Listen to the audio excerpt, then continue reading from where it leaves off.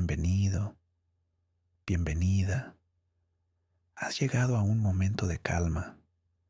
Deja atrás el ruido del día y permite que estas palabras te acompañen con sencillez. No necesitas hacer nada, solo escuchar y descansar. Aquí comienza este tiempo para ti. Colosenses 3:13 nos dice: soportándoos unos a otros y perdonándoos unos a otros si alguno tuviere queja contra otro. De la manera que Cristo os perdonó, así también hacedlo vosotros. De la manera que Cristo nos perdonó. Esa es la medida. No la medida humana, sino la divina. Una medida que va mucho más allá de lo que nosotros somos capaces de dar por nuestra propia fuerza. Pensemos por un momento en qué significa esto en nuestra vida real. Todos hemos sido heridos. Todos hemos dicho algo que no debió ser dicho. Todos hemos sido traicionados por alguien en algún momento. Y cuando eso pasa, algo se rompe por dentro. La confianza, la tranquilidad y, a veces, nuestra capacidad de ver a esa persona de otra manera. El perdón no significa que lo que el otro hizo esté bien. Perdonar no significa que debamos olvidar. El perdón significa que decidimos no dejar que esa herida siga gobernando nuestro corazón. Recuerda la historia de José otra vez. Su vida nos da una de las lecciones más poderosas sobre el perdón. Sus propios hermanos lo vendieron y lo abandonaron. Le destruyeron su futuro tal como lo conocía. Y años después, cuando José tuvo el poder de vengarse, cuando tenía toda la autoridad para hacerles lo mismo que le hicieron a él, eligió no hacerlo, no porque el dolor no existiera, sino porque José entendió algo fundamental. El perdón no es un regalo que le damos al otro, es un regalo que le damos a nuestro propio corazón. Pensemos también en lo que Jesús mismo nos enseñó. Recuerda ese momento en la cruz, en el instante más doloroso de su vida física, mientras era crucificado y se burlaban de él. Jesús miró hacia arriba y dijo: Padre, perdónalos, porque no saben lo que hacen.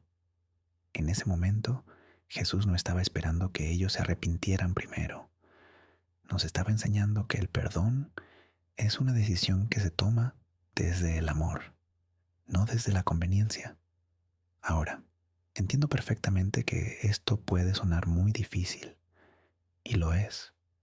El perdón es una de las tareas más complejas que existen, especialmente cuando la herida es profunda o sientes que la otra persona no lo merece. Pero piénsalo de esta manera. Cuando tú te niegas a perdonar, ¿a quién estás lastimando realmente?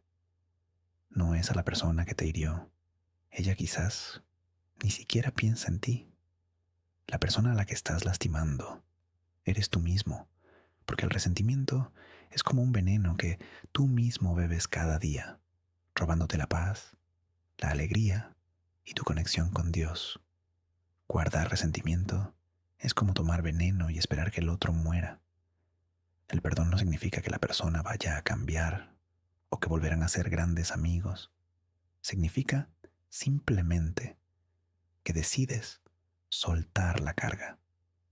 Decides que ese momento no definirá el resto de tu camino y le entregas a Dios ese peso que has estado cargando solo. Imagina que llevas una piedra enorme en la espalda todos los días. Esa piedra representa la herida que no puedes olvidar. Cada día que no perdonas, la piedra pesa más, te agota, te hace caminar despacio y te nubla la vista. Ahora imagina que un día decides dejar esa piedra en el suelo. No la tiras con enojo, simplemente la pones en tierra con paz. De inmediato, tu espalda respira y tus pies se sienten ligeros. Eso es lo que el perdón hace por ti. Así que hoy, si hay alguien en tu vida que te ha herido profundamente, te dejo este desafío. No te pido que lo hagas hoy mismo, ni que lo hagas perfectamente. Solo te pido que comiences a pedirle a Dios la capacidad de hacerlo, porque por nuestra propia fuerza es casi imposible, pero con la ayuda del Espíritu se convierte en algo real. Deja esa piedra, no por quien te hirió, sino por ti, por tu corazón y por el camino que aún tienes por delante. Éxodo 28 nos dice: acuérdate del día de reposo para santificarlo. Acuérdate. Una palabra que implica que, con frecuencia, olvidamos. En medio de la prisa, las responsabilidades y las mil cosas que exigen nuestra atención, olvidamos que Dios mismo nos dio un día para dejar de correr. Un día para, simplemente, ser. ¿Por qué Dios consideró el descanso tan importante como para incluirlo entre los 10 mandamientos? No es solo una norma sobre relaciones humanas. Es un mandamiento sobre nuestra relación con el tiempo. Es como si Dios nos dijera: la manera en que usas tu tiempo importa tanto como la manera en que tratas a los demás. Dios diseñó la semana con un ritmo: 6 días de trabajo y 1 de descanso. No es una sugerencia, es un balance vital. Es como el latido del corazón, que necesita tanto la contracción como el reposo para seguir funcionando. Dios mismo descansó tras la creación, no por cansancio, pues Él es todopoderoso, sino para establecer un principio. La vida no es una carrera sin final. El descanso es parte fundamental del proceso. Recuerda la historia del maná en el desierto. Dios les prohibió recolectar el 7º día. Los que intentaron hacerlo no encontraron nada, porque Dios había establecido un límite para su protección. Era su forma de decirles: no necesitan trabajar para que yo provea. Este día es para estar conmigo. Ahora, piensa en tu propia semana. ¿Hay un día donde verdaderamente descanses? No hablo de cambiar una tarea por otra, ni de un descanso físico, donde la mente sigue a 1000 por hora. Hablo de un día donde sueltes todo, dejes de ser productivo y simplemente estés presente. Piénsalo de esta manera. En la música, los momentos de silencio entre las notas no están vacíos, son parte de la melodía. Sin ellos, la música no tendría forma, ritmo ni significado. El silencio es lo que da peso a las notas. El descanso no es el enemigo de tu propósito, es el silencio que permite que todo lo demás tenga valor. Incluso Jesús practicó el descanso. Hay un momento impactante en la Escritura, donde Él se queda dormido en una barca en medio de una tormenta, en medio de una misión urgente y llena de necesidades. Él eligió dormir. Entendía que un alma que no descansa, eventualmente, no tiene nada que dar. Hoy te dejo un desafío difícil pero transformador. Esta semana, elige un día para dejar de correr. Apaga las notificaciones.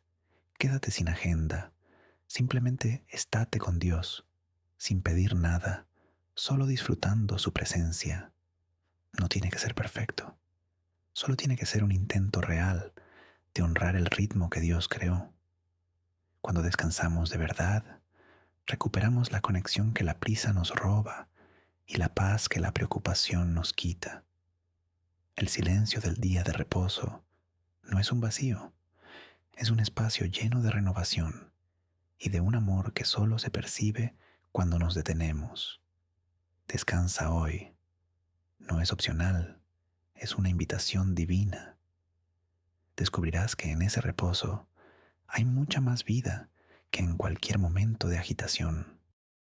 Lamentaciones 3:22-23 nos dice: por las misericordias del Señor no hemos sido consumidos, porque sus misericordias no se agotan. Se renuevan cada mañana. Grande es tu fidelidad. Cada mañana. 2 palabras que contienen todo un evangelio. Piénsalo así. Esta mañana, cuando abriste los ojos, algo pasó que no fue un accidente. Dios decidió darte otro día para respirar, otro día para amar, otro día para comenzar de nuevo. Y eso, amigos, es algo que merece toda nuestra gratitud. Sabemos que la vida no siempre es fácil. Sabemos que hay mañanas en las que despertar se siente como una carga. Mañanas en las que el peso del ayer nos sigue persiguiendo. Tal vez hay una situación que no ha cambiado. Tal vez hay un dolor que no ha desaparecido. Tal vez hay una promesa que sientes que Dios no ha cumplido todavía. Y en esos momentos es fácil despertar con amargura en el corazón. Pero fíjate en lo que dice este versículo.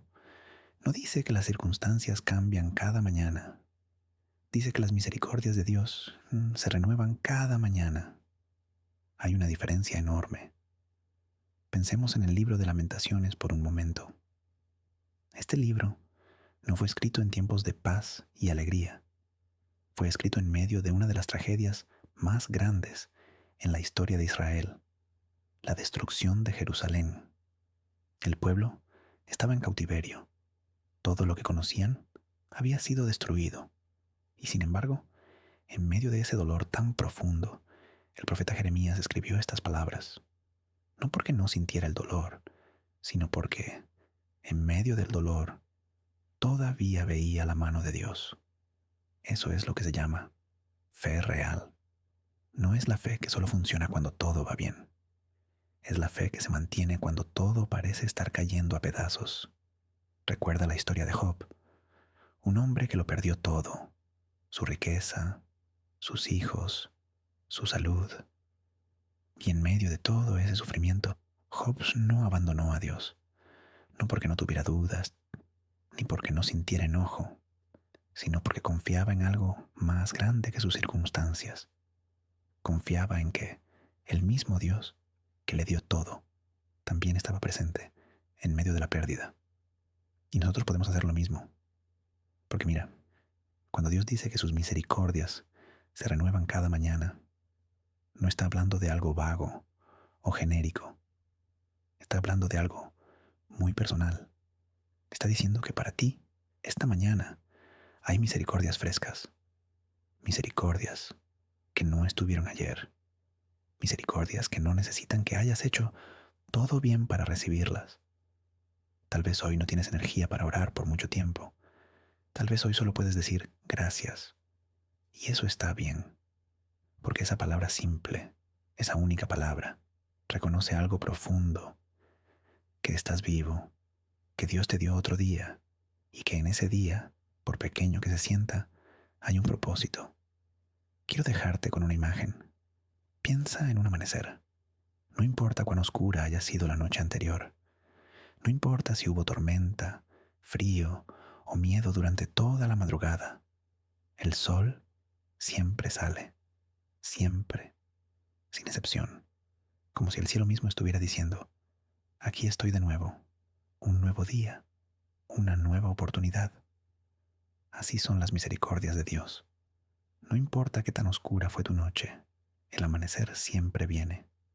Así que hoy, amigos, donde sea que estén, y sea lo que sea que estén cargando, tomen un momento, respiren, miren hacia arriba o cierren los ojos y sientan ese alivio en su corazón. Y díganle a Dios estas palabras sencillas. Gracias por este nuevo día. Gracias por esta misericordia que no merezco. Gracias por no soltarme, porque cada mañana es un regalo y tú estás sosteniéndolo ahora mismo en tus manos. Salmo 46:4 nos dice, hay un río cuyas corrientes alegran a la ciudad de Dios, la santa morada del Altísimo. Un río, no un pozo que puede secarse, no un lago estancado, un río, algo que fluye sin cesar, algo que no depende de las circunstancias para mantenerse vivo. Pensemos en esto. En la vida diaria, nosotros dependemos de tantas cosas externas para sentirnos completos. Dependemos del trabajo, de las relaciones, de los logros, del reconocimiento. Y cuando alguna de esas fuentes se seca, creemos que todo se ha perdido. Pero Dios nos habla de un río diferente, un río que no depende del clima, un río que no se agota cuando los días se ponen largos y difíciles, un río que fluye directamente desde la misma morada del Altísimo. Recuerda a Moisés en el desierto, 40 años caminando por tierras áridas, sin ciudad, sin estabilidad, sin certeza de qué vendría después. Y sin embargo, Dios proporcionó agua donde no había ninguna. Hizo brotar agua de una roca. ¿Por qué? Porque el río de la misericordia de Dios no conoce límites geográficos ni condiciones. Piénsalo también así. Cuando Jesús habló con la mujer samaritana junto al pozo, no le dijo simplemente, te voy a dar agua. Le dijo algo mucho más profundo. Le dijo que Él podía darle agua que se convirtiera en un manantial que brota para la vida eterna, no un cubo que se empapa, no una jarra que se llena y se vacía, un manantial, algo que vive dentro de ti. ¿Cuándo fue la última vez que bebiste de ese río? No estoy hablando de ir a la iglesia cada domingo. No estoy hablando de leer un versículo por obligación. Estoy hablando de conectarte realmente con esa fuente que Dios puso dentro de ti cuando decidiste seguirlo. Tal vez hoy te sientes seco. Tal vez la vida te ha dejado agotado, frustrado, sin palabras. Y está bien reconocer eso. Pero recuerda esto. La sequía que sientes por dentro no significa que el río se ha secado. Significa que necesitas volver a beber. No tienes que esperar a sentirte listo. No tienes que arreglar todo primero. El río fluye ahora mismo. El río fluye para ti ahora mismo. Así que hoy te invito a hacer una cosa simple. Vuelve al río. Siéntate con Dios por unos minutos. No con una lista de peticiones. No con preocupaciones. Solo con un corazón abierto, dispuesto a recibir lo que Él quiere darte hoy. Porque el río no se seca. Y tú nunca serás demasiado seco como para que Dios no pueda refrescarte. Romanos 12, 1 nos dice, así que, hermanos, os ruego por las misericordias de Dios, que presentéis vuestros cuerpos en sacrificio vivo, santo, agradable a Dios, que es vuestro culto racional. Sacrificio vivo. Piensa en eso por un momento. No un sacrificio muerto, ni algo que ya no siente. Un sacrificio vivo es algo que sigue respirando, que sigue experimentando la vida, que sigue siendo real. Y esa realidad, esa vida que late dentro del sacrificio, es lo que hace esta entrega tan diferente a lo que la cultura nos ha enseñado. En el mundo, rendirse significa fracasar, perder o no haber sido suficiente. Cuando alguien dice, me rendí, inmediatamente pensamos en alguien que no tuvo la fuerza para seguir adelante, alguien que se cayó y no pudo levantarse. Pero de lo que habla Pablo es algo completamente diferente. No es caer, es elegir. Es tomar una decisión tan profunda que cambia la dirección de nuestra vida. Una decisión que no viene del agotamiento, sino del amor y la gratitud. Recordemos a Abraham. Cuando Dios le pidió a su hijo Isaac, él no entendió. Nadie lo haría. Pero Abraham no pidió explicaciones primero. Él eligió rendirse y confiar en un propósito que no veía. Al llegar a la cima, Dios detuvo su mano y proveyó un carnero. Abraham entendió entonces que la entrega verdadera no termina en destrucción, sino en la provisión de Dios. La rendición frente a Dios no se ve como alguien que perdió, sino como alguien que encontró algo mucho más grande de lo que estaba sosteniendo. Jesús es el ejemplo supremo. En el jardín de Getsemaní, con el peso del mundo sobre sus hombros, pronunció las palabras más poderosas. No se haga mi voluntad, sino la tuya. En ese momento, Jesús no estaba cayendo, estaba eligiendo entregar voluntariamente lo más difícil por amor a nosotros. Esa es la entrega que Pablo nos invita a hacer, la del que elige entregar porque entiende cuánto Dios ha dado por él. ¿Por qué nos cuesta tanto? Desde que nacemos nos enseñan a ser independientes, a tener el control y ser los directores de nuestra historia. Cuando nos dicen entrégalo todo, algo por dentro se resiste y pregunta, ¿qué va a pasar? ¿Realmente puedo confiar? Esa resistencia es natural, pero mientras sostengamos el control con las manos apretadas, no dejamos espacio para que Dios trabaje como Él desea. Piénsalo así. Imagina a un niño que necesita cruzar un río frío y ancho. El padre le dice, ven, yo te llevo. El niño tiene dos opciones, quedarse en la orilla intentando cruzar solo o abrir los brazos y dejarse sostener. Solo la segunda opción garantiza llegar al otro lado. Así es nuestra vida. Mientras intentemos cruzar solos, el río parece imposible, pero al dejarnos sostener, todo cambia. Incluso Moisés lo vivió al final de sus días. Tras 40 años liderando a una nación, cuando Dios le dijo que no entraría a la tierra prometida, Moisés no se rebeló.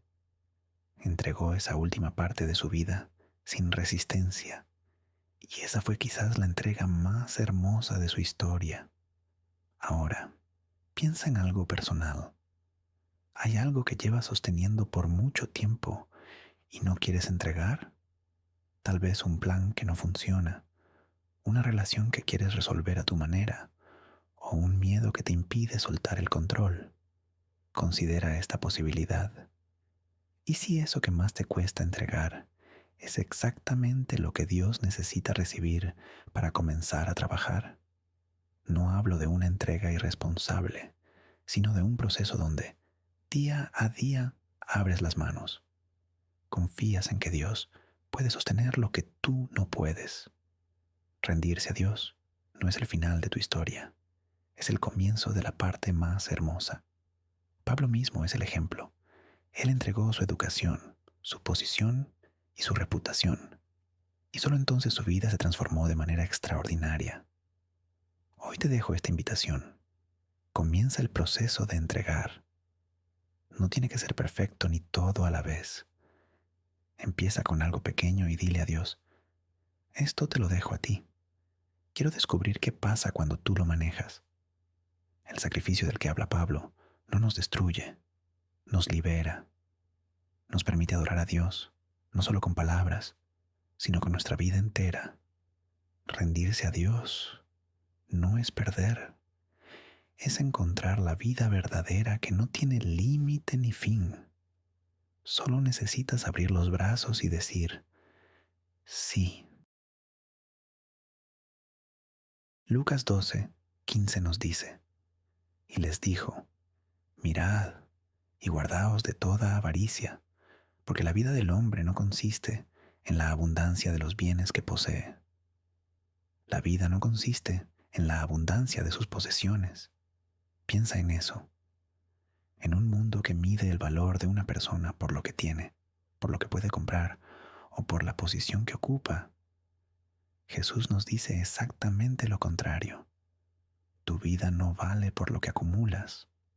Tu vida vale por algo mucho más grande que eso. Pensemos por un momento en por qué esta palabra es tan difícil de escuchar. Desde que somos pequeños, se nos enseña a buscar, a acumular y a tener más. La sociedad nos dice que el éxito se mide por los logros materiales y poco a poco, sin darnos cuenta, comenzamos a creer que si tenemos más, estaremos más completos por dentro. Jesús nos relata la parábola de un hombre rico cuya cosecha fue tan grande que decidió construir graneros mayores para almacenarlo todo. Este hombre planeaba su futuro con tanta confianza que le dijo a su alma, alma, muchos bienes tienes guardados para muchos años. Descansa, come, bebe, regocíjate. Pero esa misma noche, Dios le dijo, necio, Esta noche vienen a pedirte tu alma, y lo que has provisto, ¿de quién será? Todo lo que este hombre pasó la vida construyendo desapareció en una sola noche. No porque Dios lo castigara por ser rico, sino porque olvidó algo fundamental, que la vida no es solo sobre acumular, es sobre vivir, conectar y dar. Recuerda la historia del joven rico. Él tenía todo lo que el mundo considera exitoso: riqueza, posición y juventud. Sin embargo, cuando le preguntó a Jesús cómo heredar la vida eterna, Jesús le dijo: vende todo lo que tienes y dáselo a los pobres, y ven, sígueme. El joven se fue triste porque no podía soltar lo que poseía. Esa historia nos habla a todos los que en algún momento hemos dejado que lo material se convierta en el centro de nuestra seguridad. Quiero ser muy claro: tener recursos no es malo. Dios mismo nos da la capacidad de trabajar y esforzarnos. Lo que Jesús nos advierte es que cuando las posesiones se vuelven el eje de nuestra vida, algo se rompe por dentro. Nos desconectamos de lo que realmente importa. Piénsalo de esta manera. Imagina que sostienes un regalo hermoso en tus manos, pero en lugar de abrirlo, lo aprietas con tanta fuerza que nunca descubres lo que hay dentro. Así sucede cuando nos enfocamos tanto en acumular que olvidamos abrir las manos. Olvidamos que los recursos que Dios nos da no son solo para nosotros, sino para fluir a través de nosotros hacia los demás. Pensemos en la viuda pobre que Jesús observó en el templo. Ella echó solo 2 monedas pequeñas, pero Jesús dijo que dio más que todos los adinerados juntos, no por la cantidad, sino porque dio desde un corazón abierto, sin calcular y sin miedo al mañana. Ella entendía que dar es parte de vivir verdaderamente. Hoy te invito a revisar cómo estás sosteniendo lo que tienes. ¿Lo haces con el puño cerrado por miedo a perderlo, o con la mano abierta, confiando en que Dios te proveerá? Cuando nuestras manos están abiertas, no solo damos con libertad, sino que también recibimos con libertad. Esa es una paz que el dinero nunca podrá comprar. La vida verdadera no se mide por lo que guardas, sino por cómo amas y cómo dejas fluir las bendiciones hacia otros. Abre las manos hoy, deja fluir, y descubrirás que en el dar hay una alegría que ninguna posesión material podrá replicar jamás. Juan 3:8 nos dice: el viento sopla de donde quiere y oyes su sonido, mas ni sabes de dónde viene ni a dónde va. Así es todo aquel que es nacido del Espíritu. El viento sopla donde quiere, no donde nosotros queremos que sople, ni donde es más conveniente para nosotros. Sopla donde el viento mismo decide soplar. Es como si hubiera una libertad en la manera en que el Espíritu Santo obra, que no puede ser controlada, dirigida ni contenida por ninguna cosa humana. Pensemos por un momento en cómo esta verdad puede parecer casi aterradora para muchos. Somos personas a las que nos gusta tener planes, saber exactamente lo que va a pasar después y tener control sobre la dirección de nuestra vida. Cuando alguien nos dice que hay una fuerza que obra de manera impredecible, algo por dentro puede comenzar a sentirse incómodo. Pero Jesús no presentó esto como algo para ser temido, sino como un ejemplo de cómo obra el Espíritu. La libertad del Espíritu Santo de obrar donde quiere y cuando quiere debe ser celebrada, porque significa que Dios no está limitado por nuestros planes ni por nuestras expectativas. Recuerda cómo se reflejó esto el día de Pentecostés. El Espíritu Santo llegó a los discípulos como un soplo fuerte, como un viento violento que llenó toda la casa. Un viento que llegó sin ser invitado, de manera específica, sin ser controlado y sin seguir ningún plan humano. solo llegó, y cuando lo hizo, cambió todo. Los discípulos no produjeron ese momento, ni lo planearon. El Espíritu mismo decidió soplar allí, y fueron transformados de una manera que nunca habrían logrado por su propia fuerza. Lo mismo ha ocurrido con quienes han experimentado al Espíritu a lo largo de la historia. Muchos no pudieron explicar cómo llegó a sus vidas, solo supieron que llegó. Del mismo modo que cuando el viento sopla, no puedes verlo, pero sí ves sus efectos, las hojas que se mueven o los árboles que se inclinan. Cuando el Espíritu obra en una vida, los efectos son visibles. El amor que crece, la paz que aparece, la alegría sin explicación externa y la manera en que la vida cambia de adentro hacia afuera, sin que sea un resultado del esfuerzo propio. Ahora piensa en algo muy personal. ¿Has tenido momentos donde algo cambió dentro de ti y no supiste explicar por qué? Un tema que antes te angustiaba dejó de hacerlo, o una alegría llegó sin razón obvia. Quizás fueron momentos donde el viento del Espíritu sopló en tu vida. No podías ver de dónde venía, pero los efectos fueron reales y cambiaron algo que nada más podía cambiar. Piénsalo así. En medio de un bosque, no ves el viento, pero escuchas su sonido y ves el movimiento. Sabes que es real y está presente, aunque no lo puedas contener. Así es el Espíritu Santo. Sopla donde quiere y produce efectos que no pueden ser creados de otra manera. Recuerda que los frutos del Espíritu no son el resultado de nuestro esfuerzo, sino de su obra en nosotros, como el viento que mueve las hojas sin que ellas hagan nada por sí mismas. Si hoy sientes que necesitas controlar tu vida espiritual para que funcione, considera esto. La libertad del Espíritu es una bendición. Significa que Dios no está limitado por tu lógica ni por lo que tú piensas que debería funcionar. El viento sopla donde quiere. Cuando dejamos de intentar controlarlo y simplemente recibimos lo que trae, el Espíritu puede llevarnos a lugares que nunca habríamos imaginado. No necesitas entender de dónde viene para recibir su poder. Solo necesitas estar abierto, como un campo que recibe el viento sin resistencia. Al estar así de abierto, experimentarás esa misma transformación libre y poderosa que el Espíritu Santo decide obrar en quienes le dan lugar. Mateo 23:11 nos dice: el que es el mayor de vosotros, sea vuestro siervo.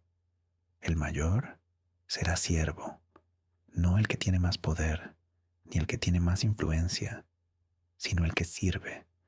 Es como si Jesús mismo estuviera invirtiendo completamente la escalera del éxito que el mundo nos presenta. Pensemos en cómo esta verdad desafía todo lo que la cultura nos enseña sobre ser grandes. Desde pequeños nos dicen que para ser importantes debemos llegar arriba, tener más, ser conocidos y reconocidos por nuestros logros. Esa mentalidad se convierte en el motor de nuestra vida, pero Jesús dice que la escalera está al revés. El camino hacia la verdadera grandeza no va hacia arriba, sino hacia abajo, hacia el lugar del servicio donde pocos quieren ir. Jesús mismo demostró esta verdad con su vida. El Hijo de Dios, el Rey de Reyes, no nació en un palacio, sino en un pesebre. No se rodeó de los poderosos, sino de pastores, pecadores y necesitados. Su vida no transcurrió en los lugares donde otros lo celebrarían, sino en las calles donde la sociedad decía que no había lugar para nadie. Él no enseñó el servicio solo con palabras, lo vivió en cada momento. Recuerda aquella noche antes de la crucifixión. Cuando Jesús lavó los pies de sus discípulos, ellos no entendieron por qué el Maestro hacía el trabajo del siervo más bajo. Pedro se opuso, confundido. Pero Jesús les mostró que la vida verdadera se vive con las manos en el suelo, con el cuerpo inclinado y el corazón dispuesto a hacer lo que otros evitan. No era una lección teórica, era una demostración de amor real. Ahora, quiero que pienses en algo muy personal. Piensa en las personas que han tenido el mayor impacto en tu vida. Probablemente no fueron las más famosas, sino aquellas que dejaron una marca en tu corazón. ¿Cuántas de ellas servían sin que nadie las viera? ¿Cuántas no buscaban reconocimiento, sino simplemente hacían lo que era necesario? Tal vez los que más te transformaron fueron los que nadie más celebraba. Piénsalo de esta manera. Cuando se construyen los cimientos de un gran edificio, nadie los ve. Están bajo tierra. Nadie les da un premio por sostener la estructura, pero sin ellos, nada existiría. Los cimientos son lo más grande, aunque sean lo menos visto. Así son los siervos que sirven en silencio y dan sin que otros lo sepan. Ellos son los cimientos de nuestras familias, iglesias y comunidades. Jesús nos pidió que al orar o ayunar lo hiciéramos en lo secreto, como si las cosas más poderosas delante de Dios no necesitaran testigos humanos para ser reales. Hoy te dejo este desafío. Busca una manera de servir a alguien de forma que nadie más lo sepa. Haz algo por un familiar sin decírselo. Deja una nota anónima de aliento. Ora por alguien en secreto o da una ayuda sin que lleve tu nombre. No es que ser conocido sea malo, sino que las acciones anónimas nacen de un lugar más puro, donde el motivo no es lo que piensen los hombres, sino lo que Dios ve. El mayor será siervo, amigos. El servicio más poderoso es, muchas veces, el que nadie puede observar. Sé hoy ese siervo invisible. Descubrirás que en ese lugar, donde nadie mira, hay una forma de grandeza que el mundo nunca entenderá, pero que Dios mismo celebra por encima de todo. Génesis 28, 16 a 17 nos dice: Y despertó Jacob de su sueño y dijo: Ciertamente el Señor está en este lugar, y yo no lo sabía. Y tuvo miedo y dijo: Cuán terrible es este lugar. No es otra cosa que casa de Dios y puerta del cielo. El Señor está en este lugar y yo no lo sabía. Piensa en esas palabras por un momento. Jacob no estaba en un templo ni en un lugar que otros considerarían sagrado. Estaba en medio del desierto, durmiendo en el suelo, con una piedra por almohada, en un lugar que, desde la perspectiva humana, no tenía nada de especial. Y, sin embargo, cuando despertó y entendió lo que había experimentado, lo primero que dijo fue que Dios estaba ahí y él no se había dado cuenta. Es como si Dios mismo eligiera un lugar completamente ordinario para manifestarse. No porque no tuviera escenarios más impresionantes, sino porque quizás así nos enseña algo vital, que su presencia no está limitada a los lugares que nosotros etiquetamos como sagrados. Muchos creemos que para encontrar a Dios necesitamos ir a cierto edificio, adoptar una postura específica o crear una atmósfera mística. Pensamos que Dios solo aparece cuando las condiciones son correctas. Pero Jacob nos muestra lo contrario. Él no preparó nada, ni siquiera buscó a Dios esa noche. Solo estaba durmiendo. Dios llegó al lugar donde Jacob estaba, sin que él hiciera nada para atraerlo. Lo mismo ocurrió con Moisés. Él no estaba buscando una experiencia espiritual. Estaba haciendo su trabajo ordinario de cuidar ovejas en el desierto, cuando Dios le habló desde la zarza ardiente. En medio de lo más normal, llegó lo extraordinario. Dios puede llegar en cualquier momento y en cualquier lugar. Jesús reforzó esta verdad. Él no predicó solo en templos, lo hizo en mercados, caminos y casas de personas comunes. Para Jesús no había un lugar más sagrado que otro, porque donde Él estaba, el suelo se volvía santo, no por la naturaleza del sitio, sino por la presencia de quien lo habitaba. Ahora, Piensa en algo muy personal. Piensa en los momentos más ordinarios de tu día. Lavarte los dientes, caminar al trabajo, cocinar o simplemente esperar. ¿Has considerado que Dios puede estar presente ahí? No solo cuando oras o vas a la iglesia, sino en lo más cotidiano.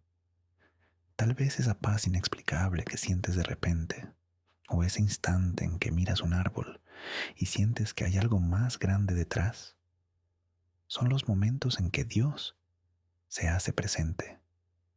Solo necesita ser notado. Piénsalo así. El sol no anuncia su llegada con un estruendo ni envía invitaciones. Simplemente sale. Y cuando sale, la luz está presente sin necesidad de ser buscada. Solo necesitamos abrir los ojos para verla. Así es Dios en lo cotidiano. Su presencia no necesita ser anunciada. Solo requiere que el corazón esté lo suficientemente abierto para notar lo que el ruido de la vida solía ocultar. Jacob dijo, esta es la puerta del cielo. El lugar más ordinario del mundo se convirtió en el punto de contacto con lo divino, porque Dios decidió estar allí. Hoy te desafío a esto. No busques a Dios solo en lo grande. Comienza a notar su presencia en el café de la mañana, en tu trayecto diario y en tus momentos de soledad. Jacob descubrió que el desierto era la puerta del cielo, y tu vida ordinaria también puede serlo, no en un futuro lejano, sino ahora mismo. Abre los ojos del corazón. Descubrirás que Dios ha estado presente en los momentos que siempre estuvieron ahí, pero que no veías. Su presencia no necesita un templo especial para existir. Solo necesita un corazón dispuesto a decir, el Señor está en este lugar y finalmente lo estoy notando. Primera de Pedro 5, 5 a 6 nos dice, igualmente jóvenes, estad sujetos a los ancianos, y todos, sumisos unos a otros, revestidos de humildad, porque Dios resiste a los soberbios y da gracia a los humildes. Humillaos, pues, bajo la poderosa mano de Dios, para que Él os exalte cuando fuere tiempo, para que os exalte a su tiempo. Piensa en esas palabras por un momento. Pedro no dijo, humillaos y nunca va a pasar nada. Dijo, humillaos para que Dios mismo os exalte. Como si la humildad no fuera un lugar donde nos quedamos estancados para siempre, sino un lugar desde donde Dios puede levantarnos de una manera que nosotros nunca podríamos por nuestra propia fuerza. Pensemos en cómo la humildad verdadera puede parecer debilidad desde la perspectiva del mundo. El mundo nos enseña que para tener éxito necesitamos mostrar grandeza, competir y estar por encima de los demás. Cuando alguien muestra humildad real, a veces se le ve como alguien débil. Pero Pedro nos dice que Dios resiste a los soberbios y da gracia a los humildes. No dice que tal vez la dé, dice que la da. Es un regalo para quienes están dispuestos a bajar en lugar de subir. Recuerda cómo Jesús practicó esta verdad de forma única. El Rey de Reyes nació en un pesebre. El Hijo de Dios llegó a esta tierra no en la posición más alta, sino en la más baja. Durante toda su vida mostró una humildad que nadie podía entender desde la lógica humana. Cuando lavó los pies de sus discípulos, no hacía algo propio de los grandes, sino de los siervos más humildes. Sin embargo, ese acto se convirtió en uno de los momentos más poderosos de la Escritura.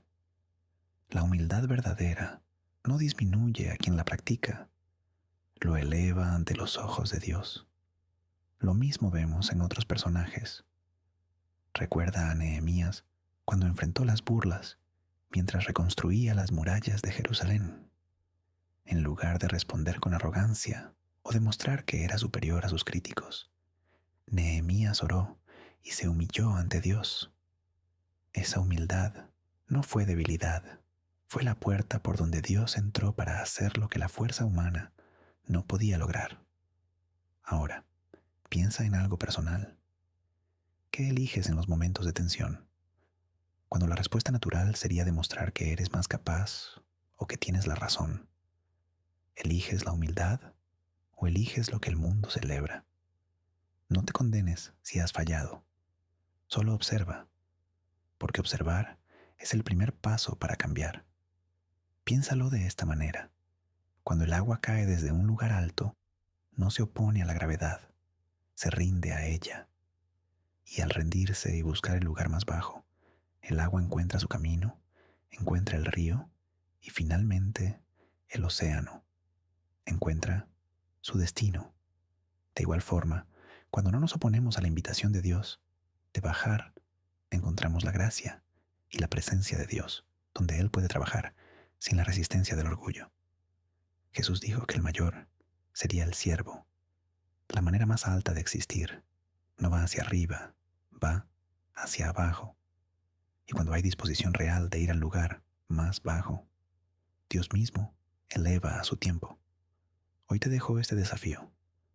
Busca un momento para practicar la humildad verdadera, no para sentirte menos que nadie, sino para estar dispuesto a servir. Un momento donde, en lugar de competir, puedas simplemente estar presente sin necesidad de ganar. Un momento, un día, una decisión. Al practicarla de corazón y no para impresionar a otros, comenzarás a experimentar la gracia que Dios da a los humildes.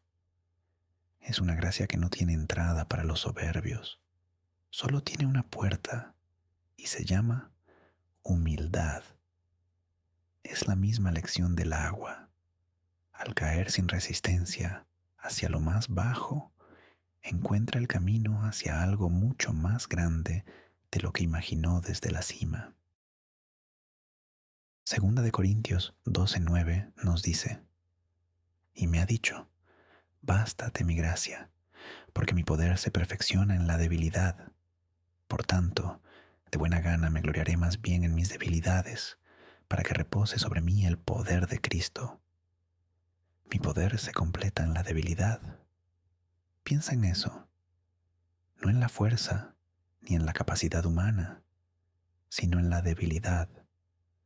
Dios mismo nos dice que es precisamente cuando estamos en nuestro punto más bajo, cuando su poder puede manifestarse de manera más completa.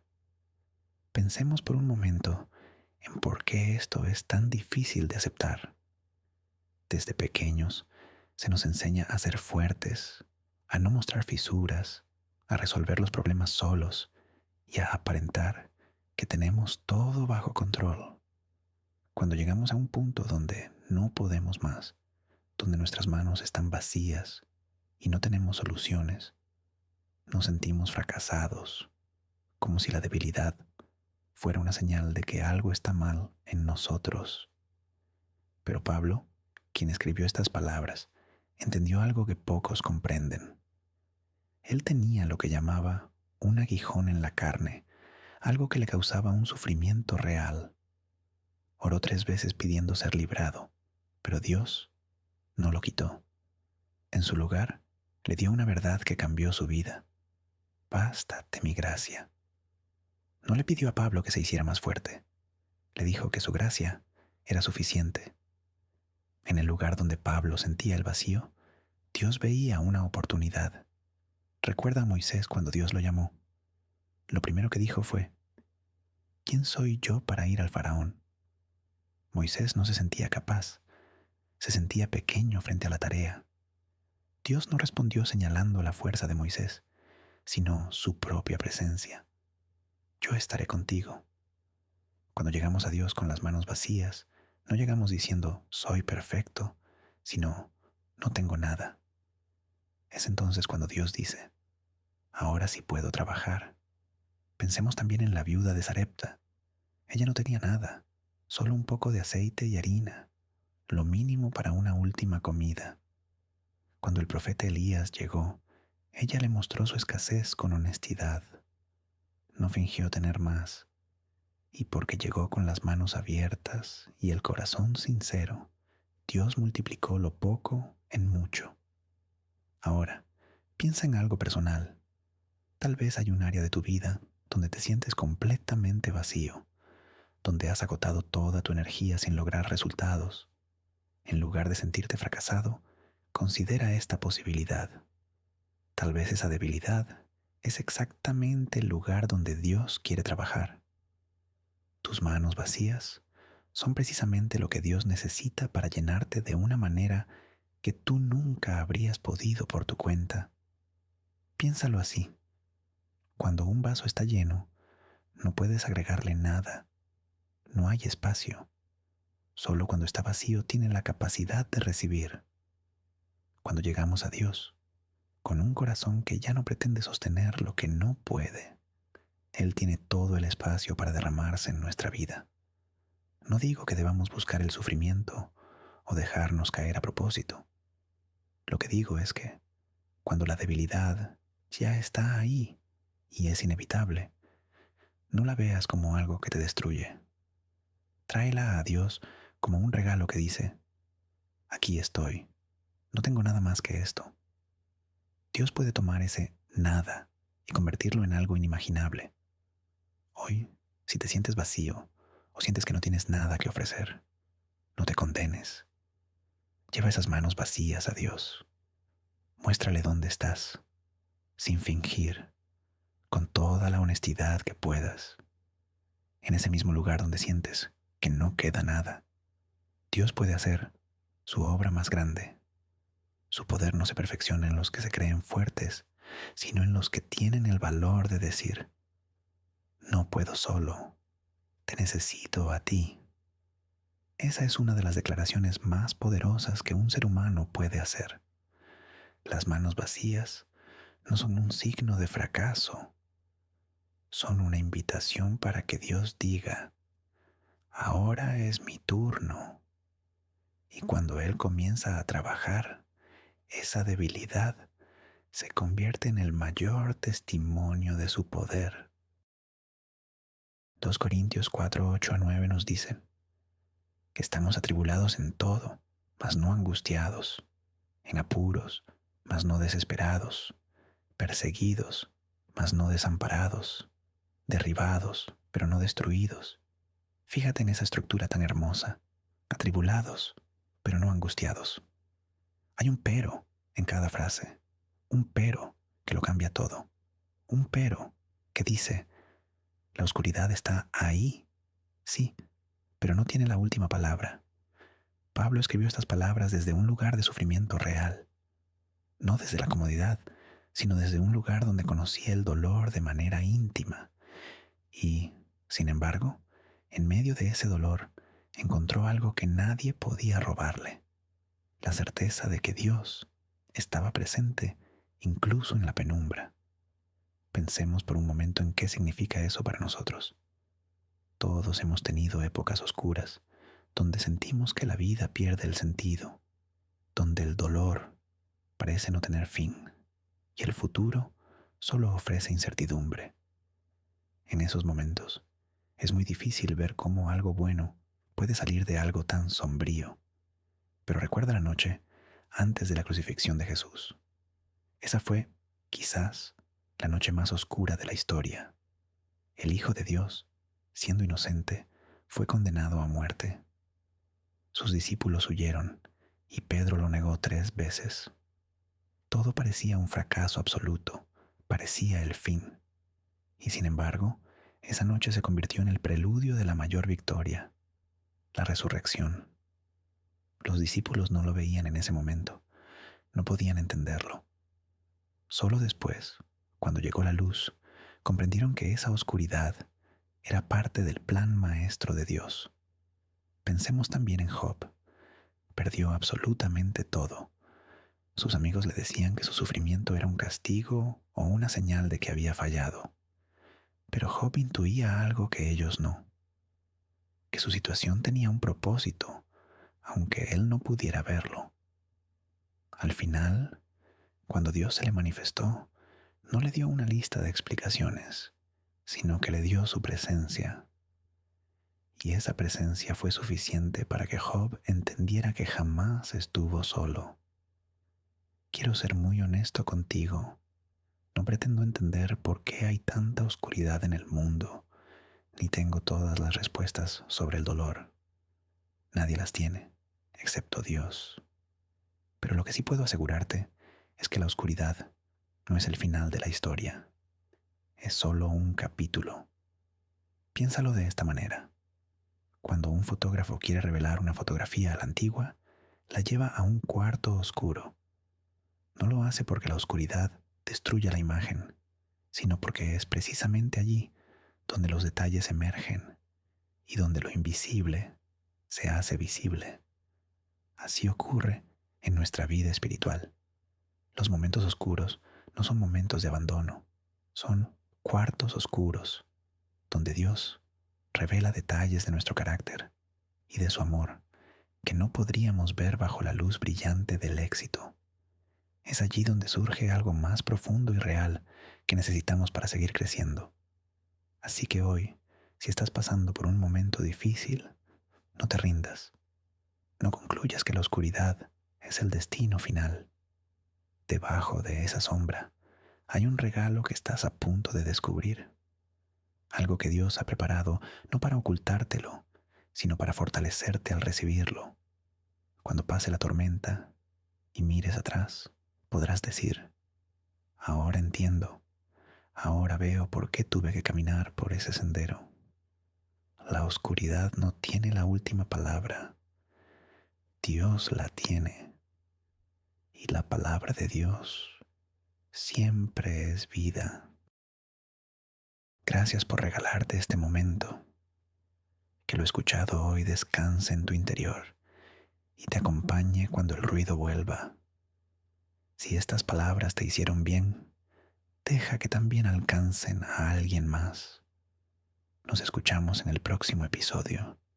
Que cierres este día con calma, con paz en el corazón y con descanso verdadero.